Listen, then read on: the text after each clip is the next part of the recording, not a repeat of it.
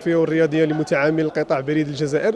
ككل سنة هناك هذه المبادرة الحميدة تتمثل في مسابقة مشي سعاد البريد التي يتم تكريم الفائزين الأوائل على مستوى الولاية. مهنة ساعي البريد تعتبر من أقدم المهن. يتم كل سنة إحياء هذه التظاهرة للتعريف المواطنين وكذا الساكنة بدور ساعي البريد في مهام إيصال البعائث. ذكرت سالفا فإن نتائج هذه المسابقة الفائزين فيها 3 من الكبار و3 من المتوسطين سوف يشاركون في السباق الوطني يوم 5 جويلية إن شاء الله.